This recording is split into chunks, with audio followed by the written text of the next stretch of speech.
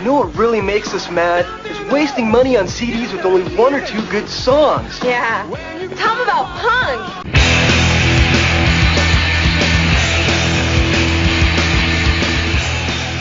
What's up, posers? Welcome to Punklottopod. I'm your co-host, Justin Hensley. I'm your other co-host, Dylan Hensley.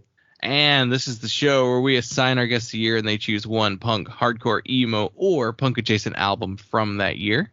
But not today. The tables have turned. We have been assigned the album. This is a Patreon-sponsored episode where our patron, Hugo Reyes, has sent us money and said, we're going to talk about this, and you're going to bring me on the show to talk about it. So that's what we're doing. We're being forced to talk about an amazing record at gunpoint. And being paid for it. Yes, if you also would like to punish us by making us talk about things that we love and giving us money to do it while giving yourself a platform. This is a weird way to promote the Patreon.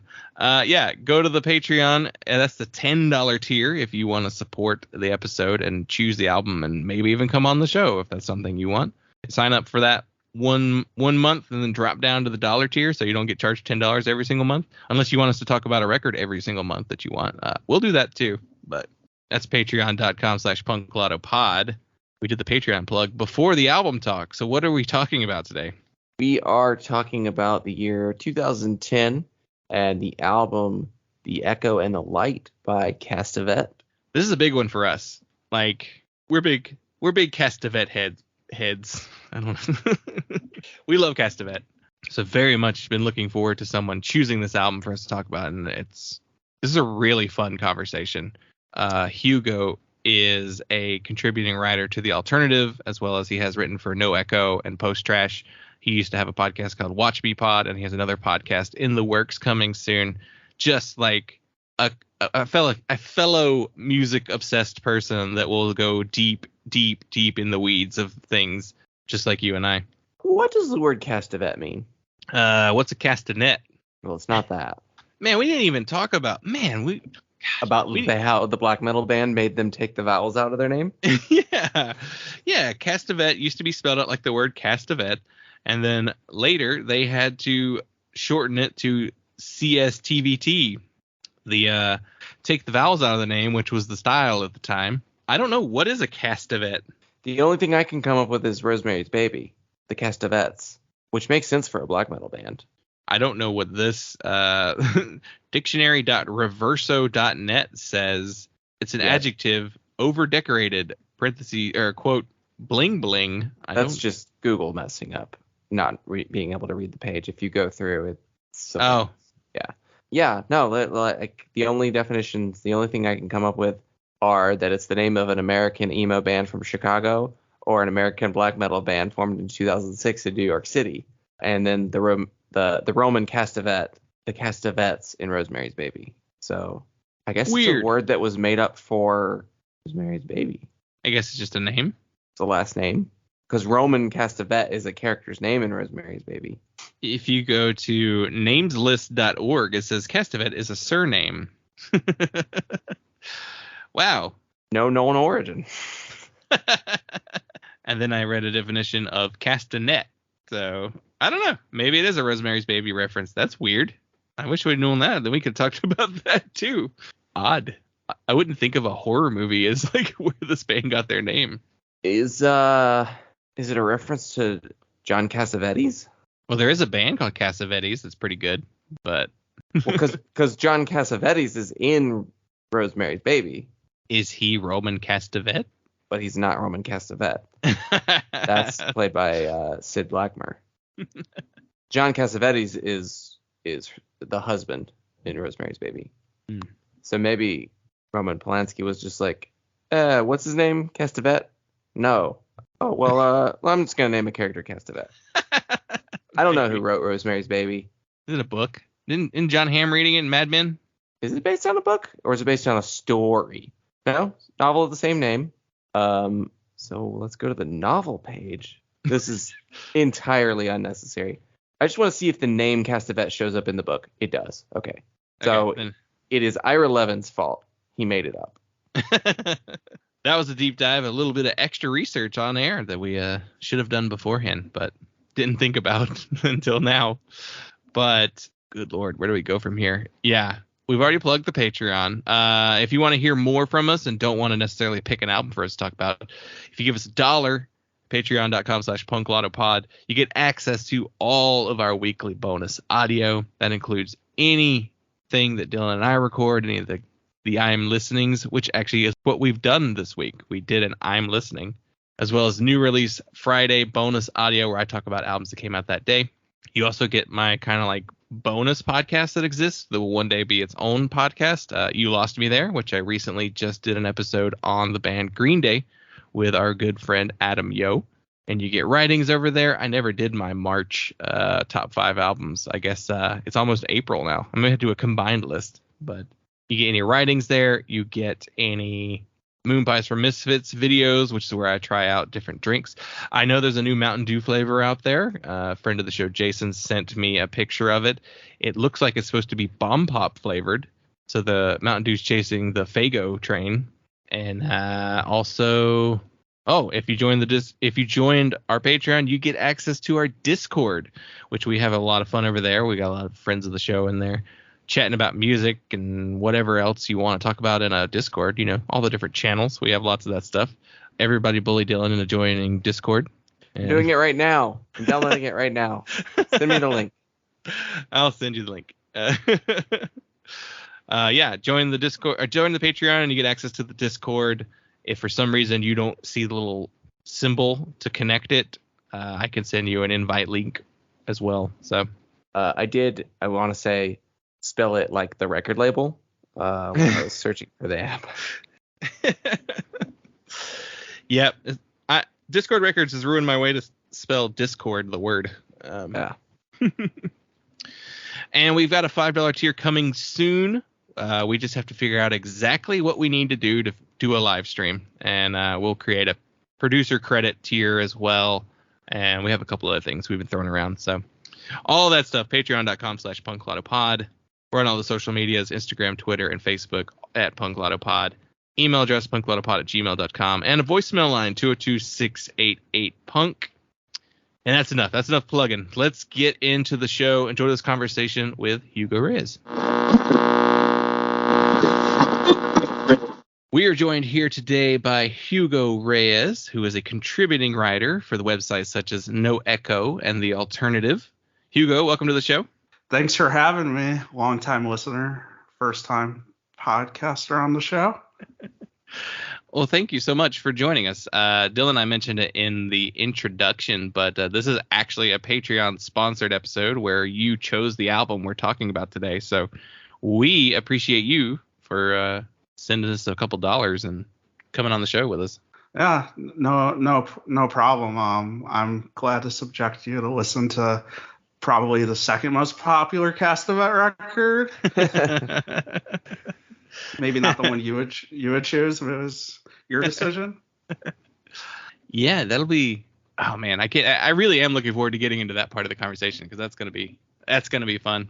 I did want to introduce the audience to you though because I have actually been following your writing on No Echo and The Alternative, and I'm trying to think of the first time I really saw your writing. It might have been like that.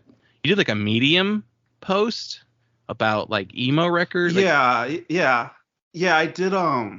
Medium is I kind of have my own personal blog, and you might be referring to. I did like a Chicago emo revival series, tracing it from 2004 to then 2021.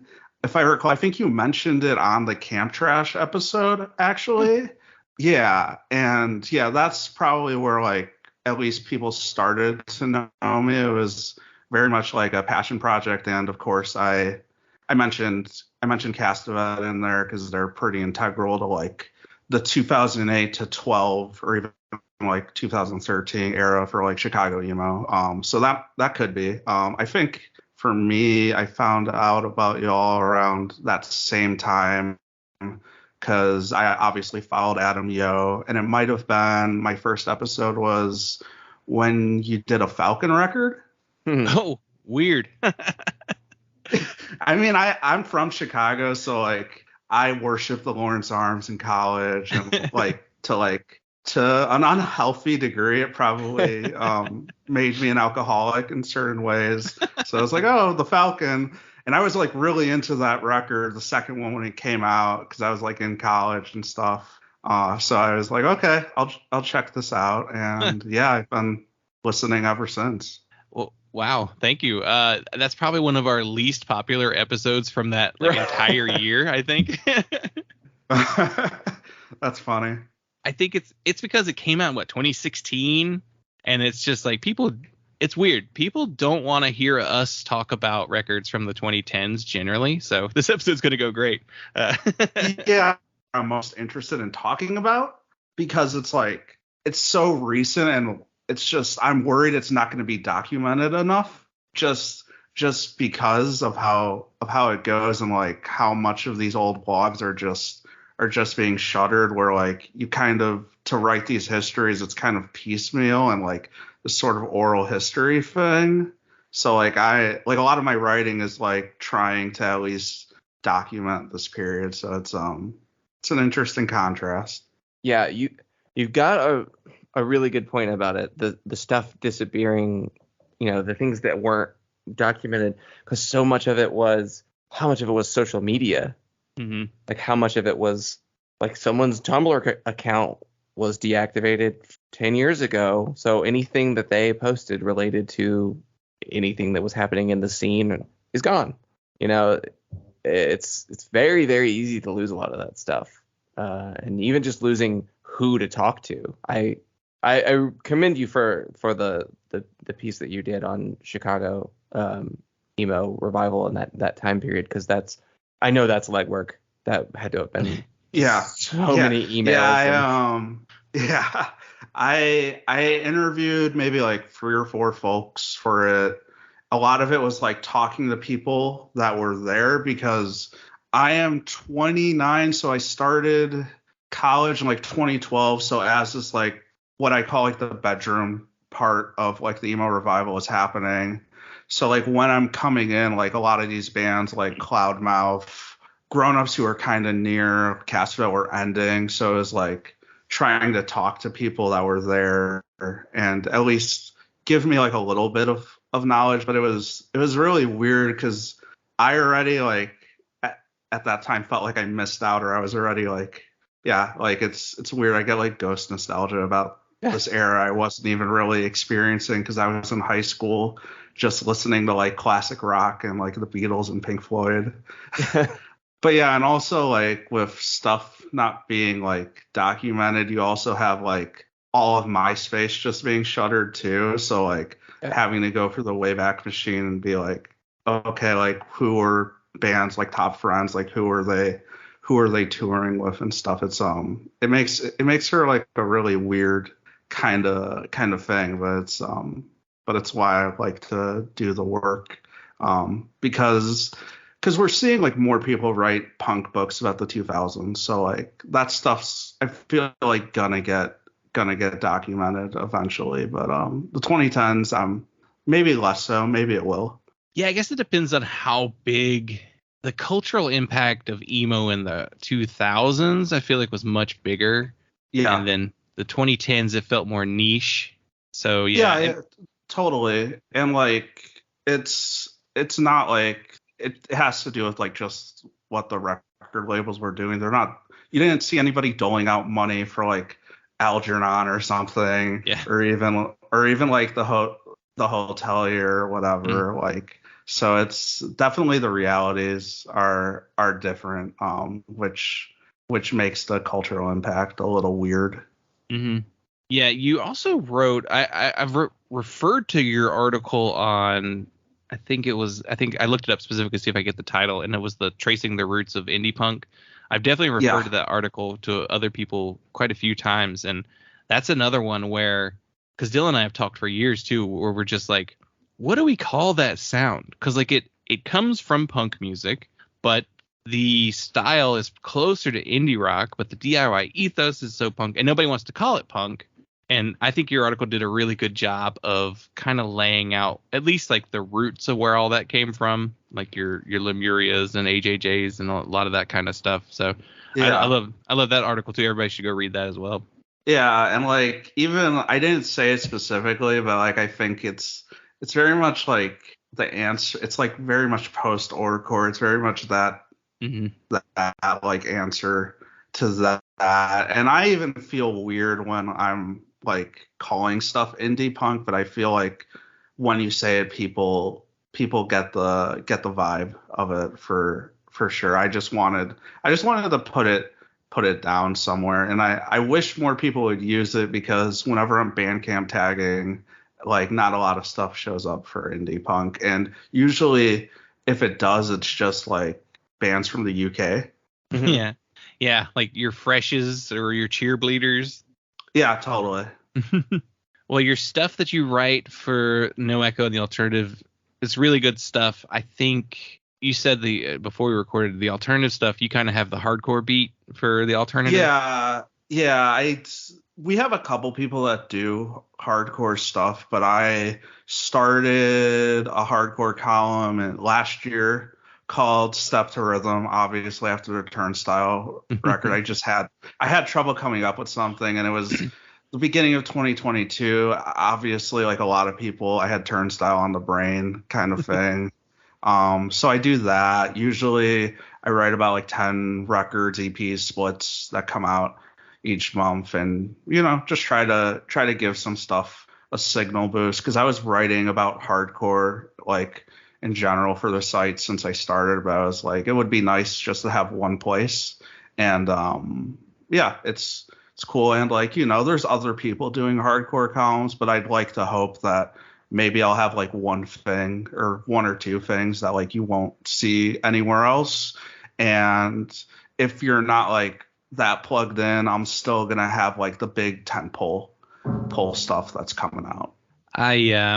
I've definitely read your articles, and then I've seen stuff that I was unfamiliar with, but I've also seen stuff in there where I kind of passed over it. Like I just sampled a little bit of it, and I was like, and passed on. But then reading what you wrote about it made me go, all right, let me go back and let me try that again and see. Because I genuinely really love the way you write and your way with words. I think you and our friend Adam Yo are seriously some of the best writers in the music press we have right now, especially like alternative style stuff. Yeah, thank you. I'm appreciative. Sometimes I worry that like the writing sometimes feels secondary, and I'm glad it connects. Like really, even if someone doesn't like my writing, like I'm hoping they're still checking it out, because like it's really hard to keep up, especially with hardcore. There's stuff where I'm just like constantly amazed, at least lately, with like the quality each month. Like I think it was in April, like I usually keep it to 10, and I had to expand it to 12 because I was like, oh, this Blow Your Brains Out record is like really good, and I didn't give it a shot, and I guess this has to be in here. Yeah. It's like, well, I still want to talk about it, so we're gonna break the scale then. And then I guess your No Echo articles, you do write about a lot of individual bands, kind of like cover pieces. No, I haven't written for No Echo in like a couple of years, actually. Yeah, just because that, like, part of the reason I went and did the hardcore stuff in the alternative was like No Echo is it's crowded in terms of like there's a lot of writers there, and Carlos covers a lot of the stuff. Yeah. And I wanted to write about like the bigger tentpole stuff, and it's really not needed at No Echo. And like if I'm writing about stuff, it's like it's super niche, which is cool, but I just figured just doing a column at the alternative would like be able to cover all the bases. But it's nice with No Echo, like if you're listening to this and you want to write about hardcore or just dip your feet, Carlos will take anybody. There's no like barrier to entry. You don't have to pitch him. Like he's usually down with whatever. So it's like a really good place to start. And it's like I constantly link to No Echo when I'm writing my column, just because if I want to learn like, oh, what is this band's influences? What are they pulling from? I usually type No Echo and the band and then No Echo into the Google search machine, and it gives me something. Yeah. Yeah, I wish there was more of that for non-hardcore, because like, yeah, the coverage on No Echo is intense. Like you'll go through it and be like, they're talking about all these bands that like they don't even have albums or EPs out. They have like a song and something coming soon. Like they cover everything over there. Yeah, I was gonna say too, I think the issue with like other genres not getting the No Echo treatment is it requires somebody to basically do a bunch of work for free and all their free time, which is like the thing about DIY music writing is it's a labor of love, and like it would be cool, but it's also like the music journalism field is pretty dire right now, so it's kind of difficult. But it would be cool if like even if I don't know, like if there was some indie rock site that was going like really really really into the weeds, but it is what it is, I guess. Yeah, pretty soon it'll be Chat GPT writing all the interviews for all the bands, and and I also wanted to mention before we get in too much further, you had another podcast called the Watch Me Pod, which you told us before recording that it's finished, but I just wanted to say that show was really good. You guys did these deep dives on like labels and bands and subgenres. Like I don't think I've ever seen another podcast go as deep as you guys had on some of those labels. Yeah, it's kind of crazy. It was definitely like intense, and it's kind of, yeah, it was a lot of fun. It was definitely like a labor of love, but doing those deep dives definitely took like a lot out of me. Like we did one on Victory and Trustkill, and at a certain point when you're recording and you're like talking about like, I don't know, like the second All Out War record, there's not much I can conjure up in terms of an opinion. And it's but it was definitely fun. I should be starting a new one with the editor at Revolver, Eli Ennis, called Violent Treatment.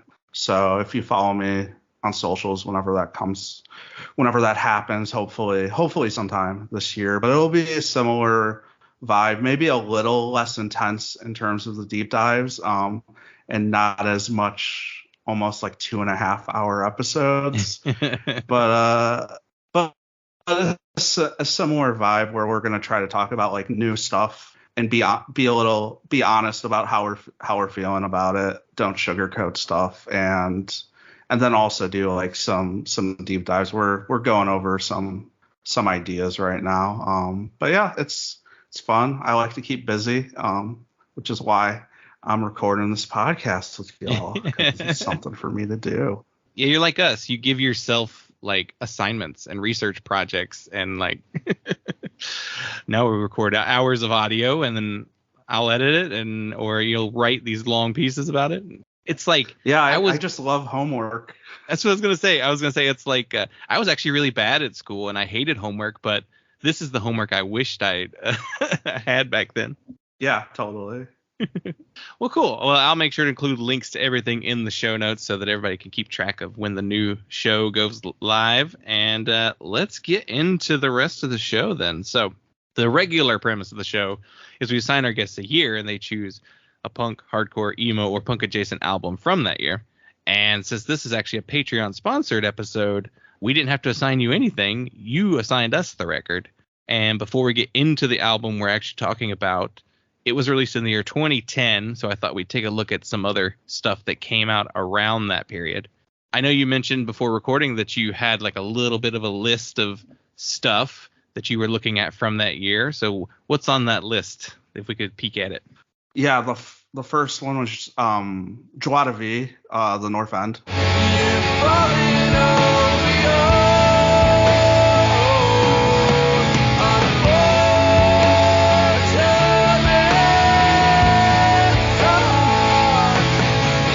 Everyone Everywhere, self-titled.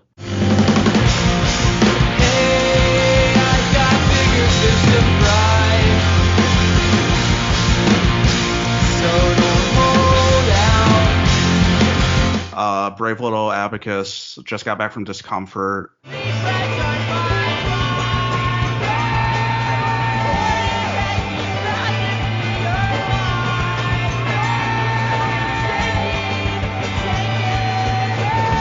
Snowing. I could do whatever. I can't remember. I didn't write it all down.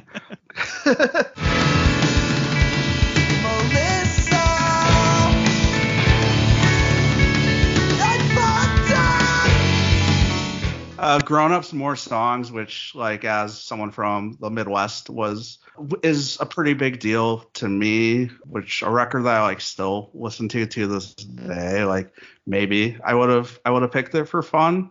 I've been collecting resin when your body hits. High Tide Hotel.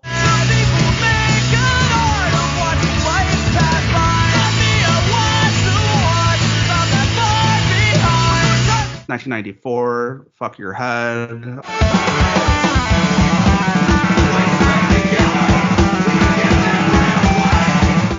Those are just like some of the emo ones, but yeah, I was like surprised that there was maybe they weren't like huge at the time, but it felt like there was a couple of other notable ones at least. I could give you an idea of like what was happening during the emo revival in 2010. Yeah. Personally, for me, that's like peak emo revival. Like, that's the stuff that I enjoy the most from that era, including the one we're talking about. Like, that Snowing record was incredible. I know Dylan was a huge 1994 fan. I loved that 1994 record. That was the first one I heard, and then went back and listened to their earlier stuff, which is pretty good. But Fuck Your Head was such an incredible, just like, such a unique, I felt like such a unique take on that style of like tappy, noodly emo, like just being that, but practically a hardcore band. Like, no one really did it with that kind of intensity. It was usually more in like they went in the more melodramatic kind of screamo direction. Yeah, or you got like super tappy, like Two Nights or something. Yeah. Yeah, like just like full on math rock, like. Yeah. And the lead, I guess he's the lead singer of that band too. Chris Diem, something like that. He had like all these other projects too that I just absolutely loved, and it's like he'll do a little 4-song EP and that's it. Like, he did those Year of Glad EPs.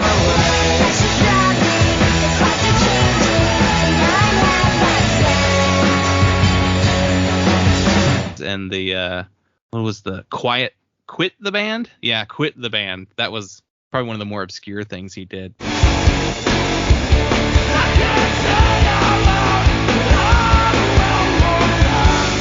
But he's got like 2 or 3 other projects that he like is always working on, and it's funny they kind of fly under the radar and don't get noticed, but he's a phenomenal musician.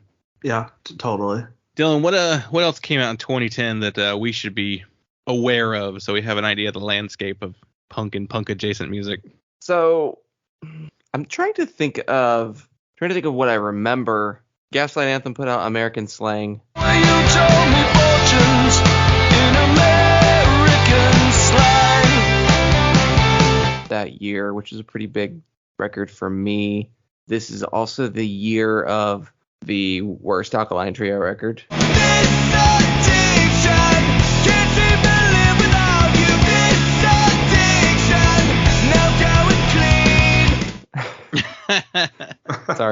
Sorry, Dave.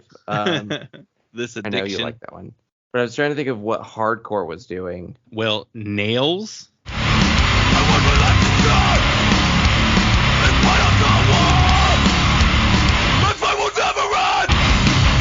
Yeah. The first Nails record. That thing was massive. I still love that record. I think it's still the best one, right? I think so, but that might just be because that's the first one I heard. Yeah, true. Yeah, I think it's the best one. I mean, it's just they just like came out of the ground, like it was this fully formed sound, and I think when you have something like that right off the bat, it's so hard to follow. And then like a million bands tried to do a carbon copy of that exact same sound, and none of them were as good. There's a Black Breath record this year, isn't there? Heavy Breathing?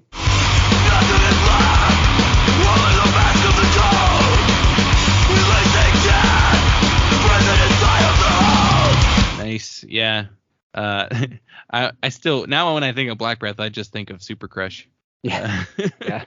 Mark Palm in that band. I'm never going back. I'm never going back. Dangers did Messy, Isn't It? Oh yeah, which I think is their best record. Bass. How low can we go? Fuck the Beatles, not an animal. Yeah. Oh, and Ceremony did Ronert Park, which is the transition between being just a straight up hardcore band and they're now whatever they are now. Indie rock, post-punk shoegaze thing.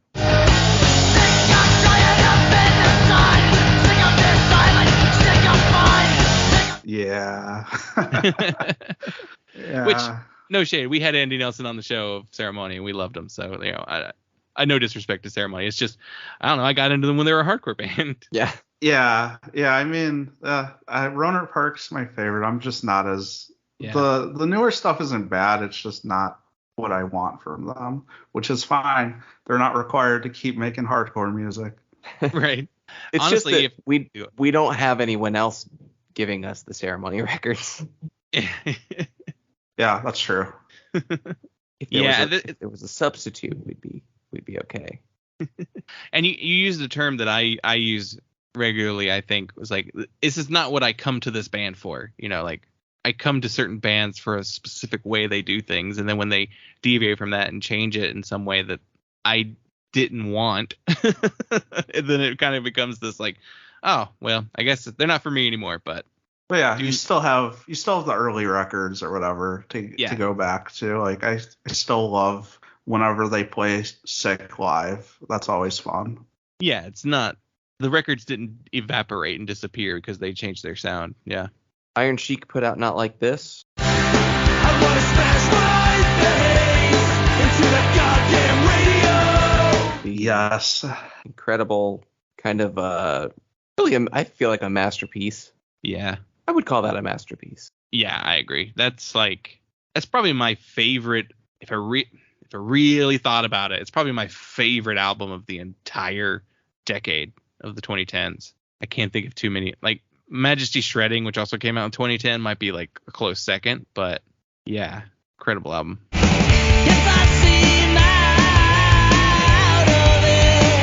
Yeah, that was on constant rotation. For me for college, like I remember just being in bars at a punk bar, and any time any of those songs came up, it just became a roaring sing along. Like it's like so many like memories just tied with, I don't know, being in dive bars with your friends.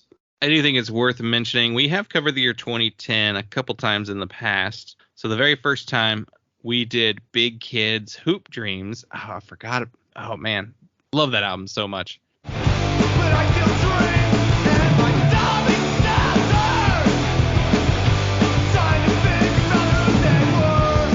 And we actually, that was in our old format where we talked about an album and an EP. So we also did Empire was the Loneliest States. Oh, that's right. It was a split with Into It Over It. Oh, wow. Yeah. We did a lot on that episode. That was episode 36. And then we hit it again in episode 76, where we covered Tiger's Jaw's Two Worlds.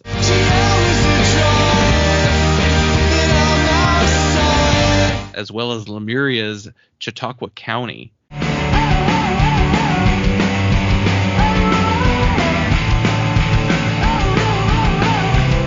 And we did that with Angry Girl Music, RIP to a great podcast. And then at episode 183, we covered Reviver's LP.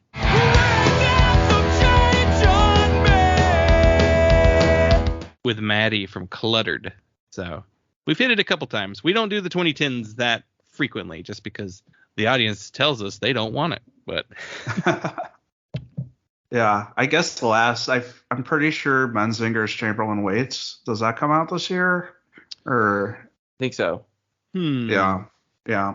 There's a Menzinger record. Yeah, I'm pretty sure. I'm pretty sure it's that, which is, another band along with the Lawrence Arms that definitely like soundtracked my early 20s. Yeah, that would be Chamberlain Waits was the right one from 2010. So let these simple songs get caught in our heads. Waste the flames of our worthless beds. I wonder if that's the year I saw them. No, maybe I saw them at 08 or 09. Maybe 09 at the fest. And it was like everyone got on the stage because it was at the Atlantic, which is a cool kind of smaller stage. And it was just like 30 people on that stage, which if you've ever seen that stage is so tiny. That's way too many people. They even had to be like, okay, everybody, you have to get down now so we can finish playing these songs. Yeah, 2010, I think it's a pretty great year for punk and punk adjacent stuff. I think when we did the best of the decade episode, we found that like 2010 was one of the best years period for the entire decade. Just a lot of really good stuff.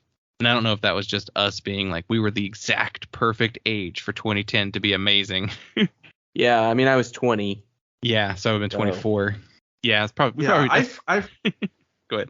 I think looking at it, even as someone that wasn't like listening to this stuff as it was happening, that was like paying attention a couple years later. I think it's borne out even us talking where it's like pretty like important records. Like that Reviver record was like, at least it felt like kind of huge or like important or whatever, like a post Latterman band sort of carrying forward what I talked about in that indie punk thing, which is like sort of recontextualizing punk for the next decade and like so forth. Yeah, I think I've said before that I think the window of like 08 to maybe 2012. No, 2012 was kind of not that great, but maybe 2011 was just like 4 years that were just packed from front to back with like incredible like punk and emo and hardcore. I think because it was at that point where we were post the mallcore, the like every local show being a metalcore show, like punk was kind of becoming a thing in a local sense. Like you could go see punk bands play and not have to be like, well, the mosh pit happened and now there's hardcore dancing on top of me. But I think that we had a few years there where we had good internet access to better grow a community, but we weren't looking at our phones all the time. No, but like we weren't. Hey, Grandpa. We weren't sucked into other things. Like it was just big enough, but not too big. Yeah, I felt like people weren't as easily pulled into very far niches. Like they could find a niche, but it was kind of a big niche. Yeah. I wonder, man, they're gonna have to like do like all sorts of like studies on like people in this time period just to be like, what did phones do to them? Yeah. Well, cool. We've talked enough about the year, so let's get into the album that you actually selected for us to talk about today, and that is The Echo and the Light by Castavet.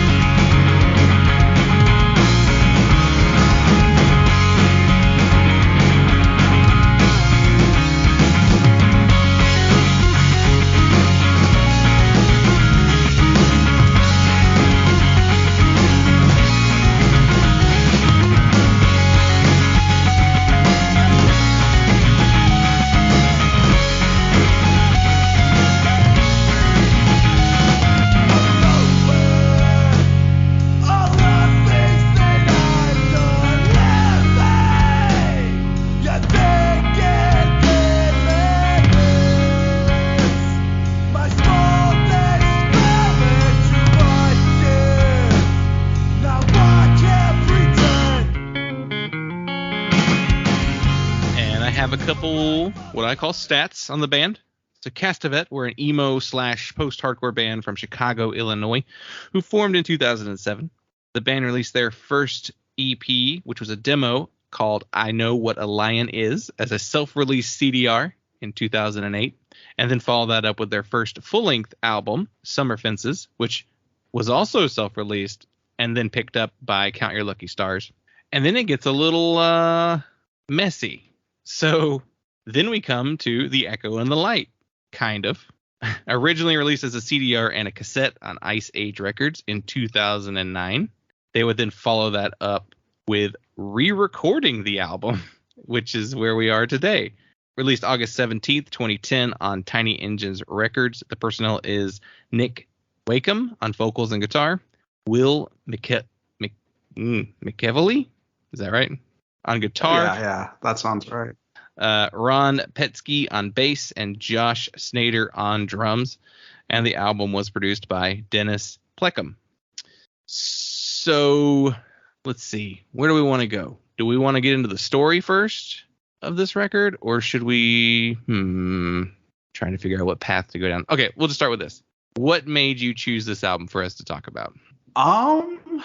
It's probably like one of my favorite emo albums, period. And it's a Chicago emo record, and it's something that like I've spent a lot of time with like over the years. I wasn't originally like an Echo and the Light trooper, as I like if understanding to spend more time with Echo and the Light.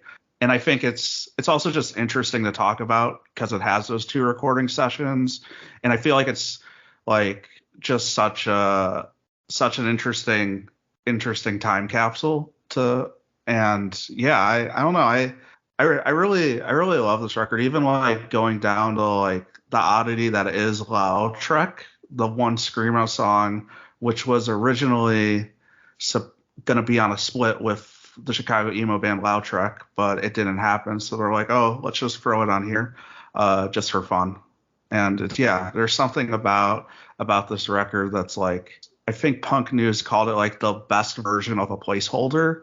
And I don't know how I feel like that's a good description, because there is this like looming specter of like, what would a third CSTVT record sound like? And you kind of just have to sit in that, where it's like there's very much a what could this be, which makes this record kind of interesting.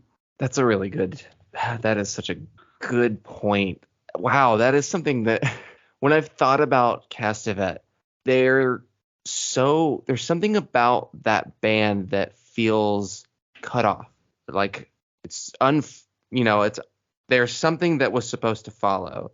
These are two records that are part of a trilogy, and we have no idea what that third part of the trilogy is. It's completely lost, never, and it's not like it's, there was a recording that was destroyed, or like the band members died or something, like there's not some like tragedy that like brought it to an end. It was really just like the natural course of a band in this time period. I mean, the fact that they had two records at all was like a feat for itself, because it was just, bands would put out one record and break up all the time. But yeah, they feel like more than almost any other band from this time period. They feel like a band that had still something bigger to come, and they didn't do it. It never materialized. Yeah, because I know in talking to them, they had like an 8-minute song that was like a Majority Rule rip, and I would have just loved to hear what that would have sounded like. Yeah, I read, for everyone listening, Hugo did an interview with all the members of CSTVT, and it kind of goes over their entire discography. And I think it's your article where they specifically said they called the song like Majority Rule or something like that, because it was like, to them it sounded like one of their songs. And I was like, why doesn't this exist? Because Majority Rule are like one of my absolute favorite. They're one of those bands you don't even know what to call them. Screamo bands, I guess, is the most basic term you could go with, but hardcore bands, post-hardcore, whatever. And they're another band who's just got like such a very small output of records too, that having CSTVT do something that is reminiscent of that is just like, that's one of the coolest things I could possibly come up with. Yeah, it's, and like when I interviewed them, they talk about how the last record was really like a fusion of the two, because I think what's notable, the first time I heard Echo in the Light, I was like, oh, this doesn't sound like Summer Fences at all. Like, I think the third record would have been a fusion of those two. So you might have had those more like operatic, more like American football sort of parts combined, and you get a little bit of a peek of that with the split they do it Into It Over It, with the first track is like an instrumental and the second one's like the more like up tempo thing, but it's a lot of like, you just kind of have to imagine what it could be. Yeah, because like they had the article mentions that they had 8 songs written, and it's just like that's enough material. This record's only 8 songs, and the first Summer Fences I think is maybe 8 or 9, something like that. So that's enough. It's just one of those things where it's like, God, why didn't they record it? At least like a rough demo or something like that. Yeah, and I don't know the full story exactly of what happened, but I think it was like with a lot of this era, it's just like it just slowly started winding down, people moving on to next life stuff. I think it's notable to say Ron Petsky, the bassist, was playing in Bong Ripper, and that band was getting bigger. Will had a project called Rectal Hygienics that was sort of getting some buzz. There was even a Pitchfork article like basically slamming it as like misogynist or something. And then I'm trying to think, and then Nick was playing in Into It Over It on drums, and I don't know, Stay Ahead of the Weather maybe at the same time. Yeah. So like it was just a natural drifting apart, but it's a fun conversation because not a lot of these bands have this story where it's like with like someone like Algernon, the circle is complete with Parrot Flies, like essentially. And with this, it feels like the loop isn't totally done. Yeah, because even with a band like Snowing only having 1 LP, they feel like a band who's only gonna have 1 LP, and then a bunch of singles and EPs. Yeah, that was an album that was like, I mean, probably an album they couldn't have followed. Yeah, if right. I had to guess, but it was an album that was hyped for so long that it was just like, it's finally here, the LP. Yeah. Which was probably like a year. I mean, we say so long, but that time period, it felt like forever. Well, let's get into the story of the record, because that's interesting in and of itself. So the band went into the studio with a producer named Adam Tatro in 2009, and they recorded 6 out of the 8 songs off of this record. And they went to Michigan to record with this guy. And then they signed a deal with Big Scary Monsters, which was a UK record label. It was like a multi-album deal. Like they were going to do a bunch of stuff with them. But then in January of 2010, they had like dissolved that contract. I don't know, maybe there was never a contract. Maybe it was a handshake agreement at that point with Big Scary Monsters. And so they decided they weren't happy with how the mix came out. That was the specific thing that they pointed out. And so they went back in the studio and they re-recorded the entire record and then added 2 new songs, 6 Part 7 and Model Trains. And that alone, and then it got the attention of Tiny Engines, which is a label that was so cool and turned out to be so shitty for so many people, as Dylan wears his Oceanator shirt right now. Yeah. Which sucks because they were like one of the last choppers out of Tiny Engines. Yeah. Because that record even has the Tiny Engines logo on the back of it. Yeah. But they had nothing to do with the actual like release of it. So yeah. So I first remembered getting into Castevet through the Blogspot era. Like probably the first thing I downloaded was the demo, I Know What a Lion Is. And I wish I could remember the name of that blog, but I think it's gone. It's like one of those blogs that just, they shuttered it. Blogspot, a lot of those blogs are gone. A lot of the WordPresses are gone. And then a few months later, maybe even just not even that long, that blog also posted the Summer Fences album. And so I was like, oh, I am into this band. Like I was hooked right off the bat with Summer Fences. And I remember They're one of the bands that I like follow. They're probably like my favorite of the emo revival bands. Them and Snowing. Those are my one and two. And I remember when the first version went out, I was like, this is pretty good. And it didn't quite hook me the same way as the album did, or as the Summer Fences did. And then being very confused that there was another version later with more songs and it sounded a little different. I was just like, what is happening? Because I don't know that the information was as like readily available that they had like re-recorded it.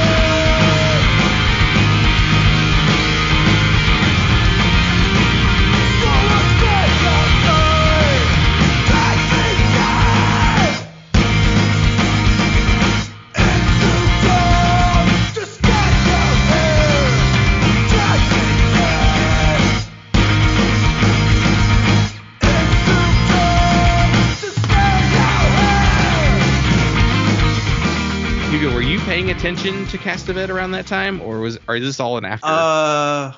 This is all after. Like I said, I wasn't like listening to like underground DIY stuff in like high school, which when this came out. So like to me, this is all like really, really interesting. And I think the thing I want to say is that I think they made the right decision doing that, because the 6-song EP like doesn't sound great to me. Yeah.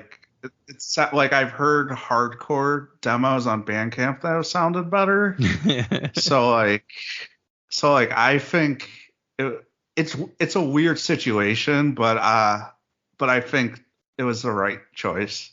Yeah, because normally that's the type of thing that I'd be like, why? They got it right the first time, but I don't think they did, and they clearly didn't think they did. And I don't know if the separating with Big Scary Monsters had anything to do with that either. I don't know. I don't know how that happened and fell apart too. Yeah, because I got that information too about the Big Scary Monsters thing from like an emo post kind of thing. I wasn't even aware of that. And also with like the two versions, like the compositions are also like a little different too. Yeah. Like I feel like Narrow Hallways has like a little bit more of that feedback thing going into it on the second version, before the drums kick in. So like it seems like they worked out the kinks, and it makes sense that they just went back to Dennis for Echo and the Light. So I think it was the right call, because it would be even more of a weirder footnote, and I don't think I'd have picked this record if they didn't re-record it. Yeah, it almost would, if the EP was the last thing.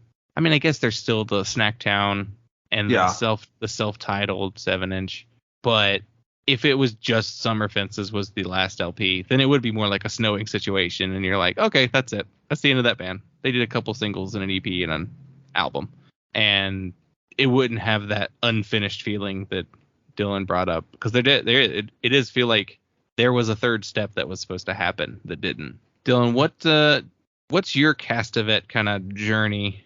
I think you would have shown them to me. I can't remember if I listened to the EP first or the first album, but I loved Summer Fences. I do remember that I was firmly into that record for a while before this record came out. So this was like an anticipated record, which is very critical for a band, I think, and how you relate to a band when you have that. This is the thing that I get to look for. We've talked about like, this is my record. because it's it's the first new one that came out, and that probably adds to the whole feeling of like how we lost a band, because it was like I had that like first record. This first record's incredible. I love this band. I'm stoked for this new record that's gonna come out. New record's really good. Really enjoy this. Like, this band is great. And then there's nothing else. There's nothing else to compare it to. You don't get to have that like, the third record wasn't as good. You don't get to be like, yeah, The Echo and the Light, that's my favorite, because that's the one that came out when it was, I was just into this band, and then everything else is good, or the third record's not as good, or you don't have that. It's such a classic setup of like getting into a band, and then it's kind of a story gets subverted. But trying to think of, Castavet was such an interesting band when I look back at how like I had really positive feelings about them. I really liked their records immediately. But I don't have any like, oh yeah, I listened to this record on this drive, or like this specific time period, and I never saw them, so I don't have like that, like seeing a band live in conjunction with a record release being something to really cement the song. So they've always been a band that I loved in almost an abstract way. Like, I didn't really attach them to significant moments in my life or places, or they weren't a band that I was like, oh, I want to imitate them and in my band or anything like that. But I've really, really, really, really enjoyed them when I listened to them. So it's a weird category of bands. It's hard to think of even bands that really fit that. Yeah, they lived in this style of emo that was so different to a lot of their peers. So, like, yeah, they're part of the emo revival thing, but they don't sound like most of the Philly emo bands that were going on at the time. Like, and that probably is being removed from that scene, so they kind of developed their own thing. And they started a little earlier than a lot of the other bands did too, or at least they had maybe they had their first LP before a lot of them did. It's kind of like the if you go back to like the 77 punk thing, where it's like, oh yeah, the Damned had the first single out before the Sex Pistols, and they had the first LP out before the Sex Pistols too. Like, it's just like they got to some stuff before other bands did. I'm sure there are other emo revival bands that may have had LPs before Castavet, but not that one that was so kind of like tapped into what was happening at the time. I feel like I could be way off, and they could be like, no, we were listening to this, but. Yeah, and I think part of it has to do with like the background. Nick Joaquin, the singer, played drums for this like instrumental sort of like American football meets like explosions in the sky band called Oceans that formed in 2005. He literally went to school in Champaign, Urbana, and I think it's them being from the Midwest. And there's a story that I read somewhere where Will and Nick met at a Lawrence Arms show or something at Fireside Bowl, which is like a distinctly Chicago thing. And I think it's like this like small brown bike meets American football thing is like I think what makes them distinctive, where it's like this is like literally Midwest emo. They all, like, the drummer played in like sang for a grindcore band called Tower of Rome. Ron was like one of the first members for Weekend Nachos. He's on the demo or whatever.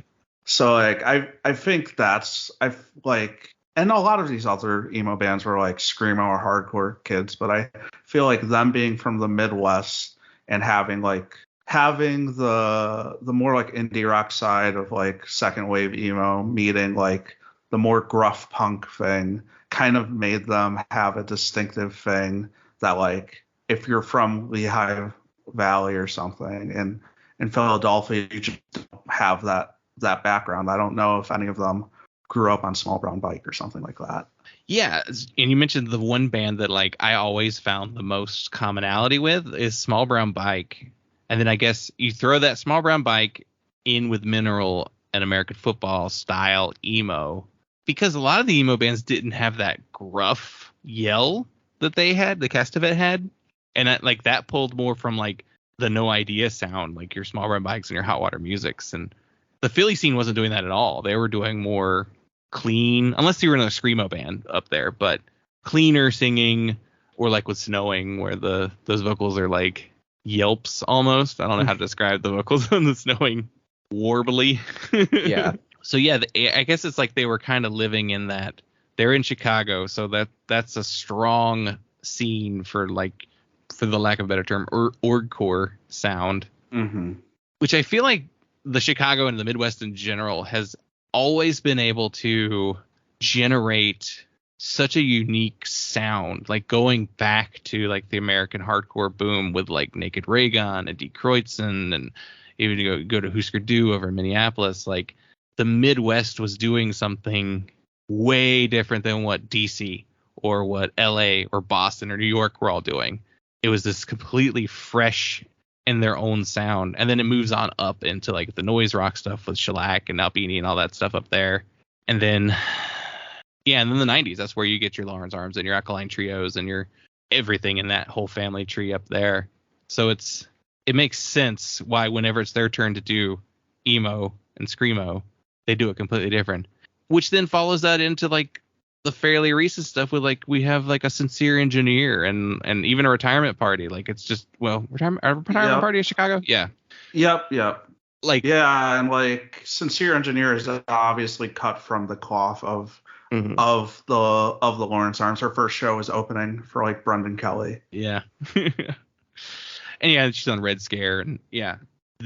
So it's just like Chicago and the Midwest in general has its own take on almost everything that's more well defined than I think some other places do. I don't know, you're from Chicago.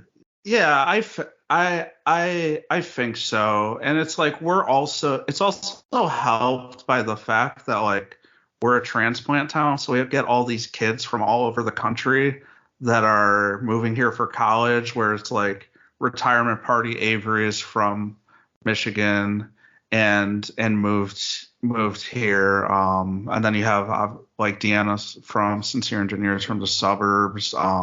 So yeah, there's definitely like a regional sound, and even like going back to like 80s hardcore, you have like Articles of Faith or whatever. And like it's specifically like Chicago hardcore doesn't get like as much attention as other stuff, even like Los Crudos. So there's definitely like a regional sound, and like that's something I like to point out, because I think now sometimes you'll have people that'll claim like regionalism is dead kind of thing, but like I think it's still there, and and it just makes for stuff that feels a little different.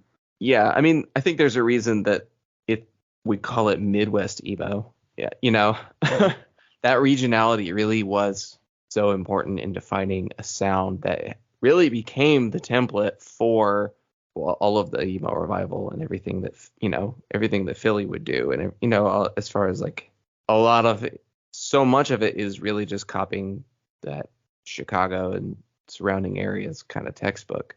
Yeah, obviously Champaign or whatever, being the main culprit, because specifically this era, everyone wanted to write frame and canvas to a certain extent. Yeah. And I guess Philly kind of gets this reputation for being like a really strong music city, maybe because like it just cranks out so many bands, because it just feels like there were way more bands coming out of that region at that time period. I don't know what it was. It was cheaper than New York. It would have been New York if it was cheaper. But then I guess you still see Brooklyn as like a major place for music at this point still. Like tons of people are still coming from Brooklyn. Yeah. But I guess it's people with a little more money. Yeah. And I will say like Chicago at least recently isn't cranking out like in terms of emo stuff as much as like it did like specifically during this era. Like Chicago was like there was a lot of stuff like even bands that like someone like Hoping that doesn't get talked about as much, but I think Nope is like a really good, pretty good record, even though it is emblematic of this time. It definitely has like the like Cap and Jazz like guitar run sort of stuff. But like now it's like there's some stuff, and I'll shout out stuff, but a lot of it comes from like the Into It Over It, like Storm Chasers Limited Family Tree sort of stuff, at least lately. But yeah.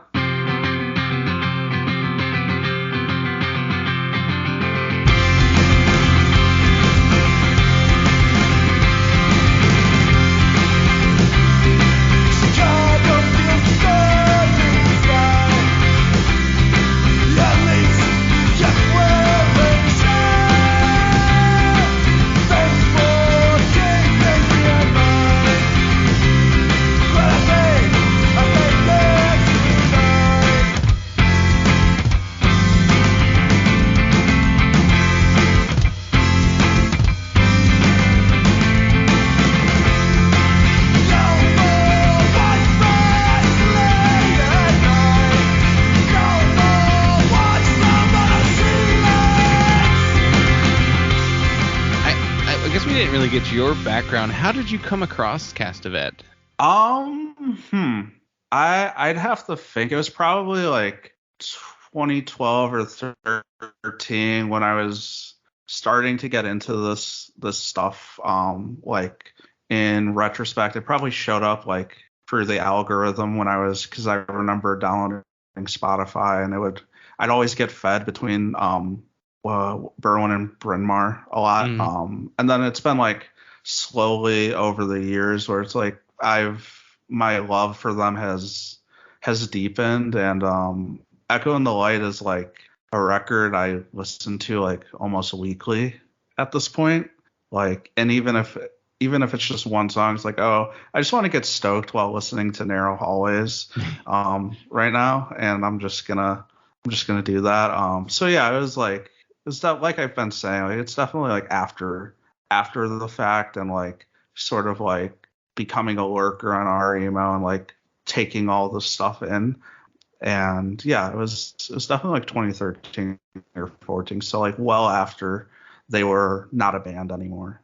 Yeah, it's funny. I feel like we've barely really even touched on the music itself. So like, we've been like talking about the story and the background and the what could have happened, but like this record rules. Like it's 8 awesome songs, and there is a magical quality to their songwriting and performance that Summer Fences has this too. It's just this like, I don't know, when I listen to one of their albums, I just feel like elevated, like lifted in some way.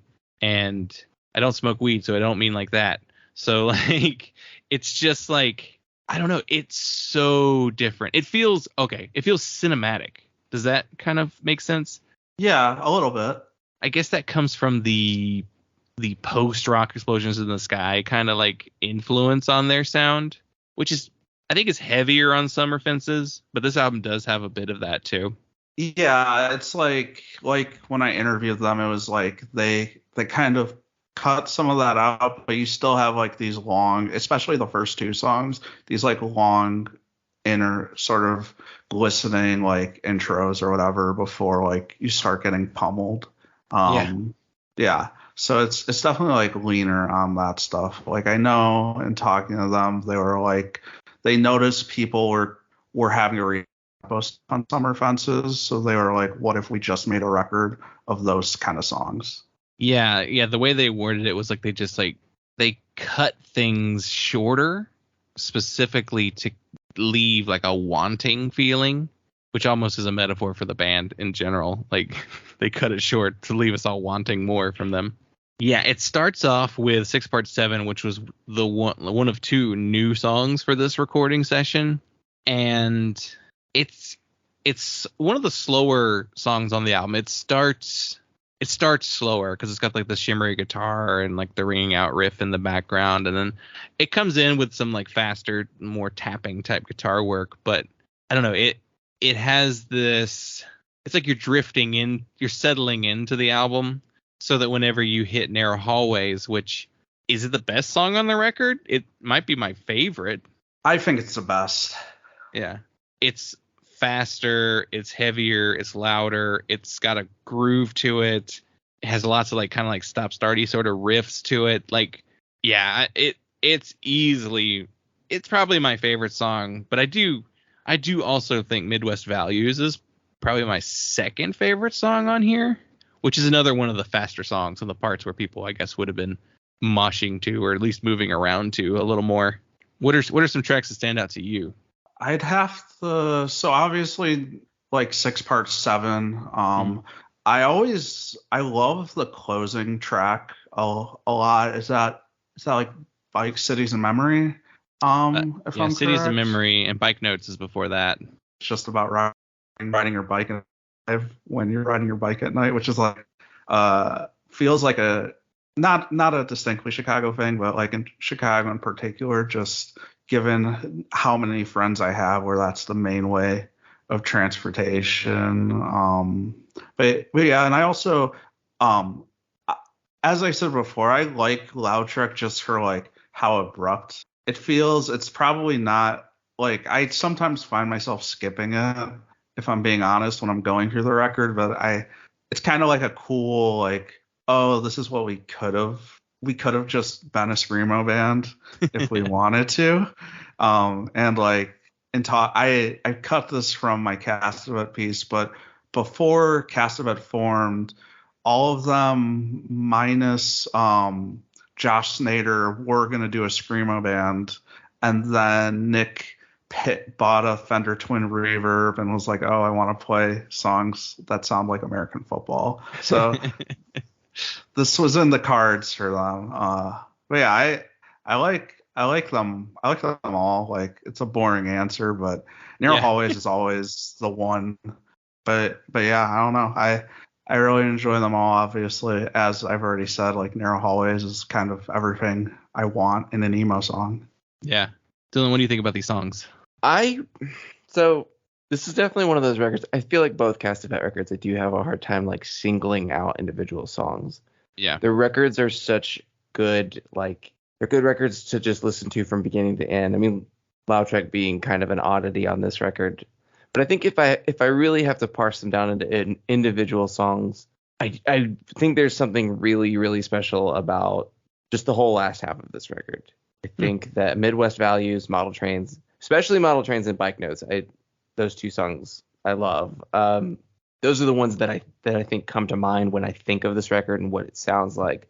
But I think that whole run of Midwest Values, Model Trains, Bike Notes, and Cities in Memory on the last half of the record is just a really perfect little slice of the band, because you get a little expansiveness in Cities in Memory, and you have these like choppy, jangly, upbeat kind of riffs on like Bike Notes and Model Trains too.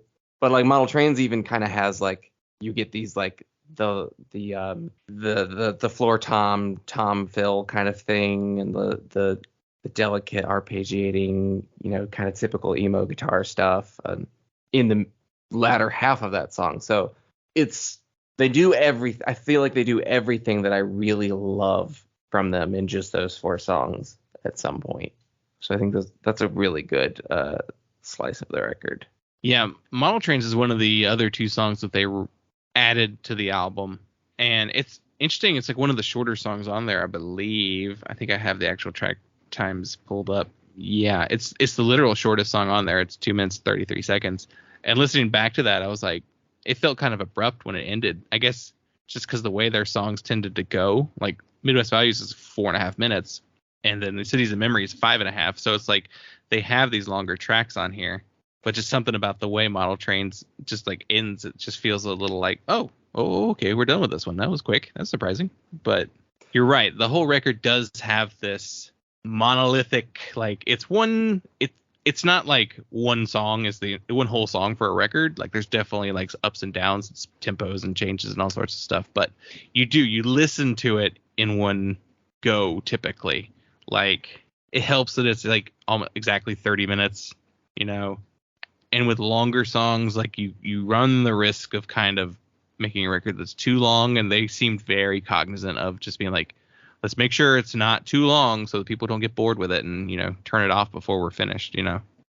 Well, like, yeah, like they get to kind of blow things out a little bit and kind of expand on ideas and build on things, but they don't drag it out forever. Like Midwest Values, like a minute and a half of that is just instrumental ambient kind of fade out ultimately.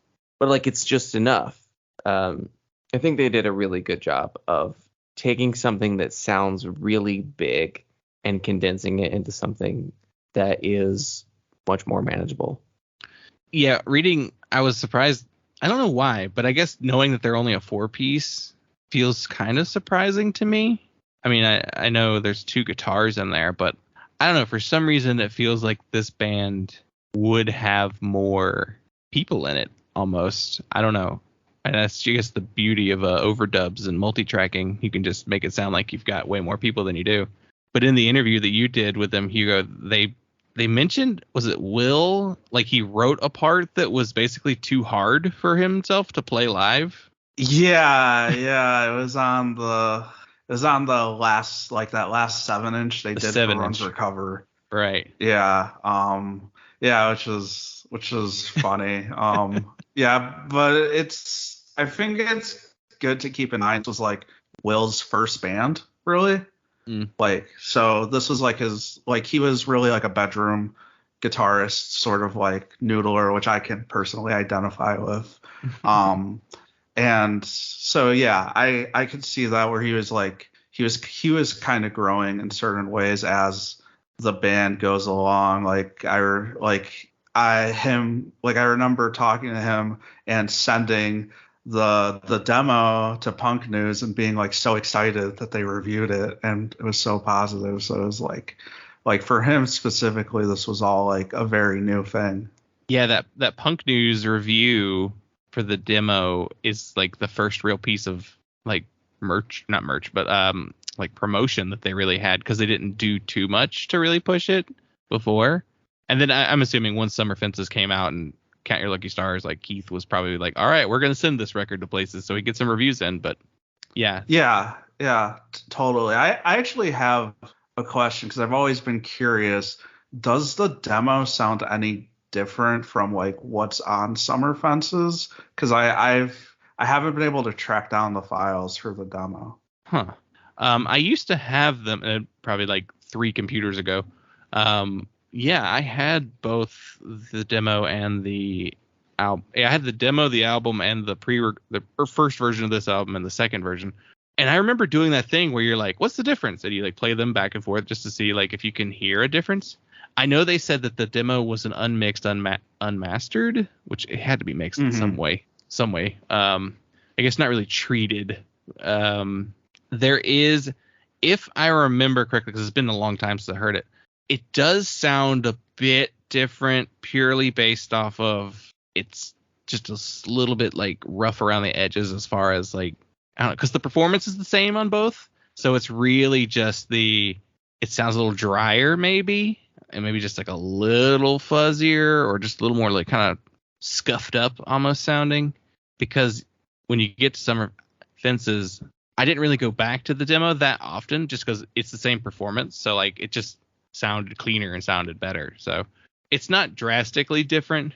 It would be interesting I need to see if I can find it. And have you done the old Soul Seek? Yeah, I did Soul Seek. The download for it on the Punk News article is like a dead link. Yeah. I had somebody send me a Google Drive, but it kind of sounds the same. So maybe that's it. It's just one of those curiosities when I'm doing these dives where it's like I'm just so curious, where it's like just as much about the search, because I know when if I eventually find it, it's not going to be like that exciting. It's just like a fun thing to do. But yeah, I've always just been curious because I obviously didn't have the demo. Yeah. I wonder, I should look for that too. But yeah, I remember like when the album when I got the album, I was like, okay, yeah, I don't have to listen to the demo versions anymore because it didn't sound different enough to really like go back to. So yeah. Whereas with the Light in the Attic, that's Shel Silverstein, awesome screamo band called A Light in the Attic too. Really good band. Very similar members to Yaphet Kotto, I think, maybe shared members, but I remember listening back to back to like the first version of the Echo and the Light and the second version and being like, whoa, they even played it different. Like that was the thing that was most noticeably different between those two. Yeah, that one's definitely like a useful side to side.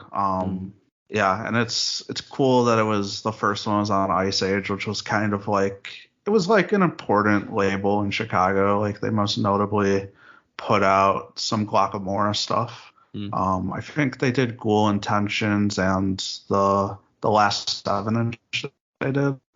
Yeah, I think I still follow them. They're not really an active label anymore, though, are they? No. Chris DiBenedetto lives in I want to say Richmond now. He was in a really good Chicago punk band called Boilerman. That if you like old like late 90s punk sort of stuff, like real scuzzy like Alkaline Trio kind of thing.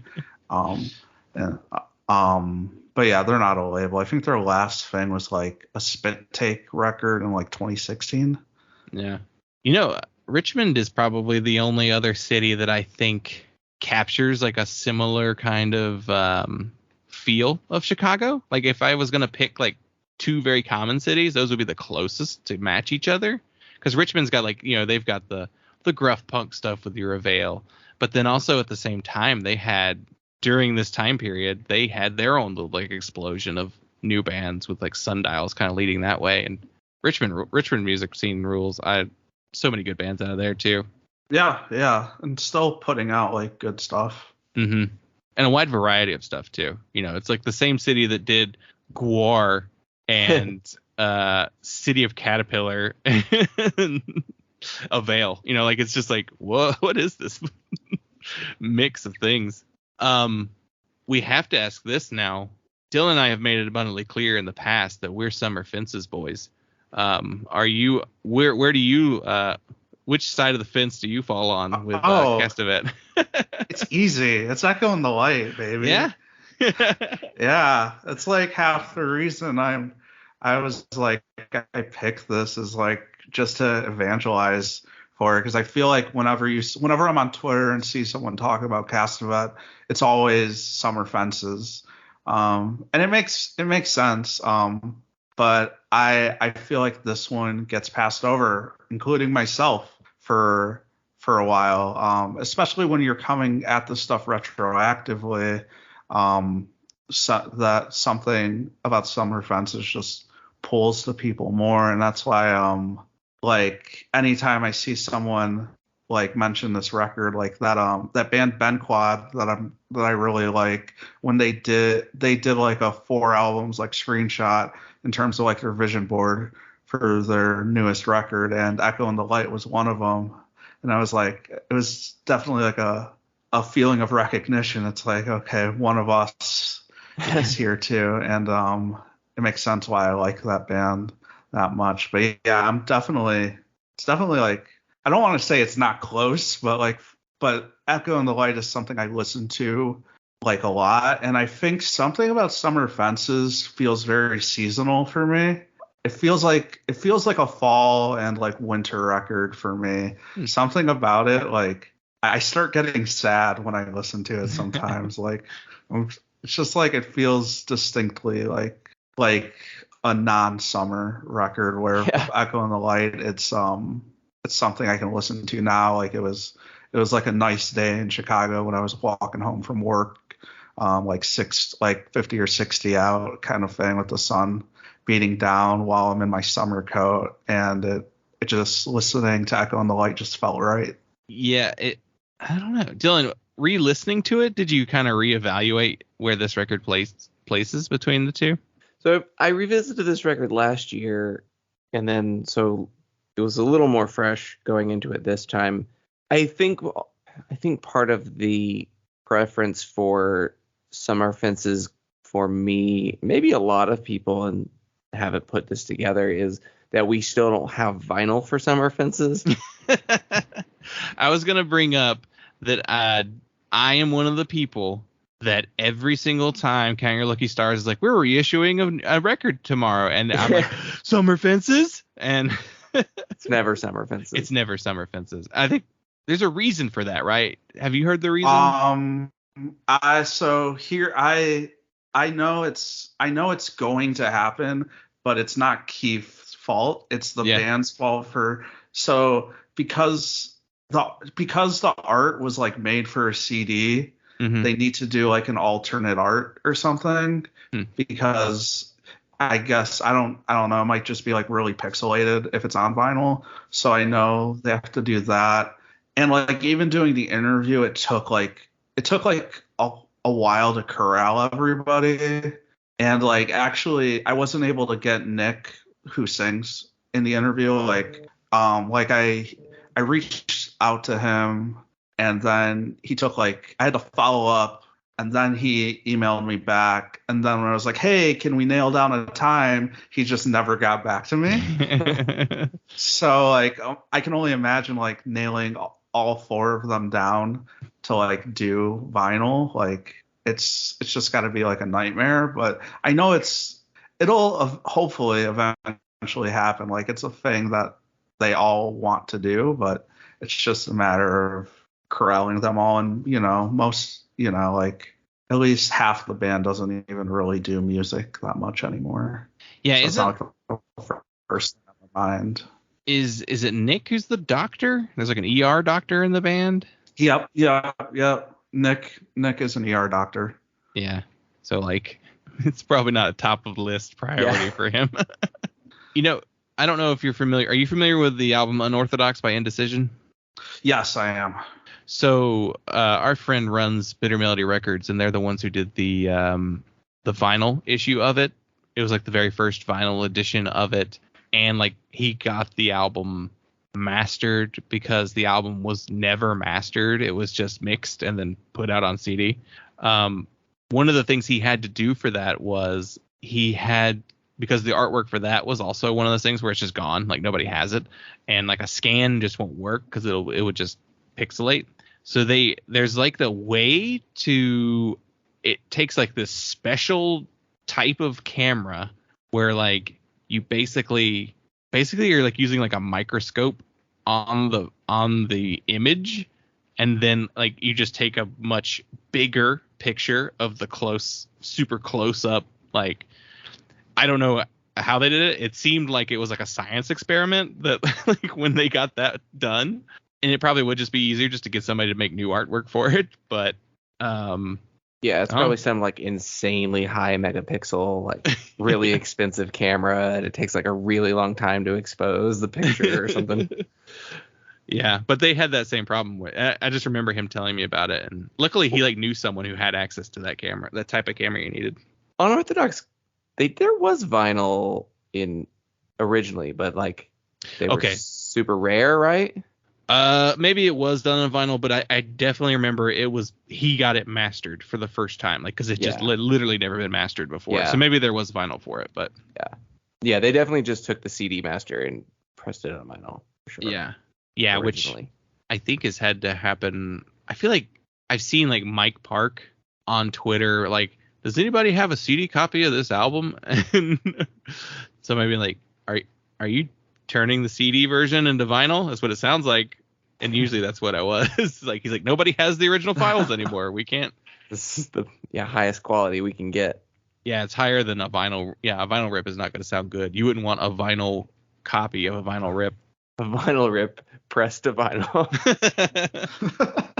It's extra analog. It's double analog. Oh, well, do either of you have any final thoughts on this album?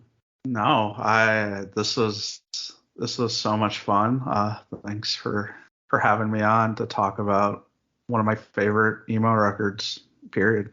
Oh, well, thank you for choosing a record from one of our favorite emo bands, period. This is one of those records where somebody pick it. We have so many albums that we just like want to do an episode on, but we feel weird if we're the ones to pick it, like on a solo episode. So we're very grateful to have you select this album for us to talk about, because I think there's more to talk about here. If we just did Summer Fences by itself, then we would just be like, this record's good. And then I don't know how else you talk about it. There's at least like a bit of a story here. And I like having your connection to Chicago. So thank you for choosing it for us to talk about. Where can everyone follow you online? Give us some social medias. Let's just stick to Twitter, even though. Yeah. Twitter handle is HVReyes5, which is where I'll promote my writing and, share mostly music takes and no jokes because I'm not funny. Yeah, I'll make sure to include a link to that as well. Hugo's a good follow. I recommend everybody go follow and read all the articles that he posts, because really good writer. And you were one of the people whenever I started kind of shifting my approach to the way of booking the show that I definitely wanted to reach out to, because like we talked a little offline, like I really like talking to fellow like people who write or podcast or like photographers who like basically non-musicians, because they have a closer way of approaching music to the way Dylan and I do. And it's always cool to have like that other like musician approach that to give a different perspective that neither of us can provide. But I definitely was eyeballing your Twitter account and be like, that'd be a good guy to ask later. Yeah, that's like half of why I was just like, I'll just pay for the time, because I was like, I'd like to be on. Well, I wish you could just emailed me and I would have been like, just come on. We don't have to worry about that. But oh well, got your dollars now. That's fine. I got to pick a record, which is easier, and yeah. Yeah, because the other way we would have just signed you a year. Yeah, because who knows if it was a. Yeah, totally. That was like half of it, where it's like, what if I pick a 2010s and it's like 2017 or something? Just guarantee nobody listens to it. Yeah. What am I even gonna choose? Can't even think of a joke answer to throw out right now. I guess there's that Converge record, but probably like the Hard Girls record. Yeah, that would be a good one. But even then, it's like not the Hard Girls record that I would like go to first. Yeah, exactly. Which is, I guess, my thing is choosing not the record. The slightly left of center choice. Well, thank you, Hugo, for joining us, and we thank everyone for listening, and we appreciate you, and we will be back next week with another episode.